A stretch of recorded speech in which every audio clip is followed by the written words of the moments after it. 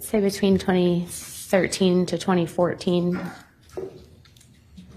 Did there come a time when you learned of a gentleman named Alex Jones? Yes. It was either the end of March or early April of 2013.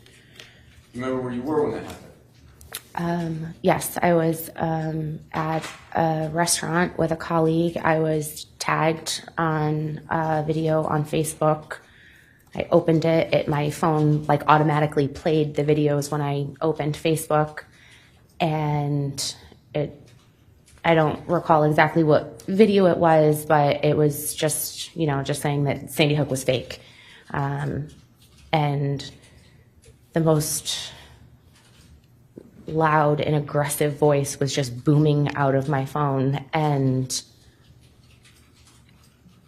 I shut it down within seconds and was like, I can't, I'm with colleagues, I can't do this right now. Alex Jones' voice just started booming out of your phone.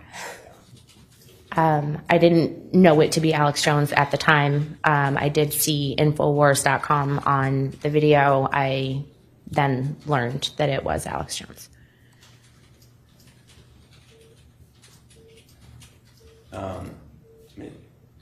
At that point, did you do anything? Would you point to this? After you pulled this video up on your phone, you said you didn't know who it was at the time, right? You just knew you were just correct. Yeah, in the couple of seconds that I watched the video, I did not know it to be Alex Jones at that time. You hadn't heard as far as you know, had you heard his name before? Never, no.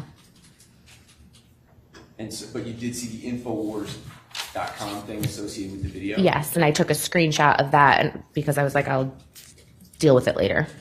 And did you try to deal with it later? I went to Infowars.com either later that night or the following morning, and the first thing that I saw was something about a Sandy Hook, I don't know if it was actors or conspiracy or hoax or what the words were, and I was just like, it was just too much. It was just too much, and I wasn't in a place where I could deal with that. You just X'd out of it. Yeah. You talked about receiving letters at your home. Yes. What were these letters about? Objection Foundation hearsay. Did you read them? I don't recall the specifics, but yes, I did read them. The only thing I remember Foundation hearsay, best evidence. These are being offered. If Ms. Lafferty reviewed them, Sustained. I'm sorry, overruled. Thank you, Judge. The only specific thing that I remember was the common theme of the return address that was AR 15, and 15 was spelled incorrectly. And it was mailed from, I don't know what town in California. So you were getting repeated letters from this supposed return address? I would assume that it was the same person based on the fact that 15 was consistently spelled incorrectly. And were these letters more of the same? Actress, hoax, Sandy Hook didn't happen? Yes, that I should die and then be buried next to my fake dead mother. However that's possible. These letters actually said that? Yes, fake dead mother.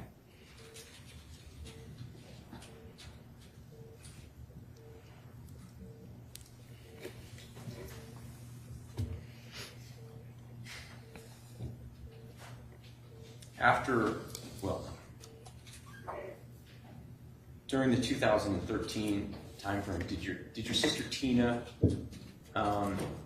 decide that she wanted to start a charity in your mother's name? I think that it may have been earlier than that, but it was very shortly after the shooting. She started the Dawn Lafferty Hochsprung Memorial Fund. And what was her idea on that? A way to honor my mom.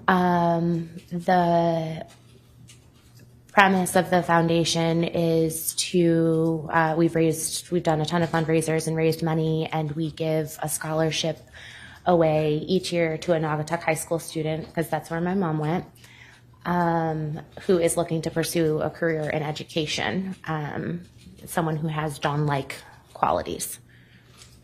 Are you guys still doing that, giving out scholarships Every year. to a Naugatuck senior? Every year. And when Tina first started this, I take it there was a Facebook page that people could go to learn about the charity. Correct. I started, I don't remember how specifically, but I started a page on Facebook, the Dawn Lafferty Hoax Memorial Fund, and it gave a little write-up of who my mom was and why we were raising the money, who the money would go to, and a little bit about the Dawn-like qualities of, the students who would be eligible to receive the scholarship award. What happened to that Facebook page? It was up for a couple of months because there were an influx of comments on every post and an influx of messages that would come into it telling me that I am lying, I'm raising money off of a scam, like I'm scamming people out of money. My mom never existed, Sandy Hook never happened, and it was just too much for me to try to deal with, and I had to take the page down. Did you ever try, Erica, to, a lot of this is happening online. Did you ever try to engage with any of these people who were coming after you? I did, many times. And why?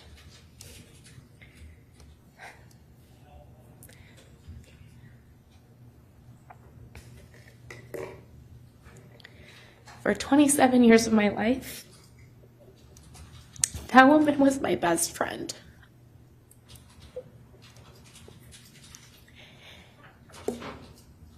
And for people to tell me that she didn't exist, how do you just let that happen? And I would engage with them, I would send them pictures. And then the volume was just so great that I couldn't keep up with it. And it was just swallowing me whole. You would send them pictures of your mom to prove to them she's...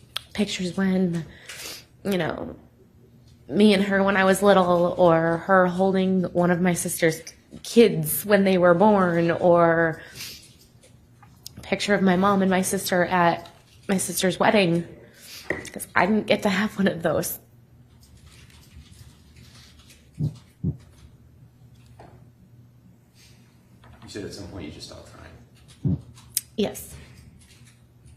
There was too many of them, and only one of me.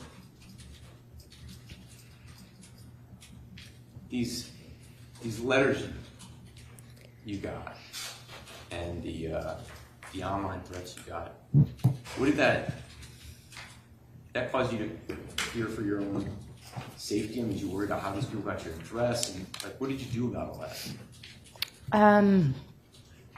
I installed home security systems. I got more dogs.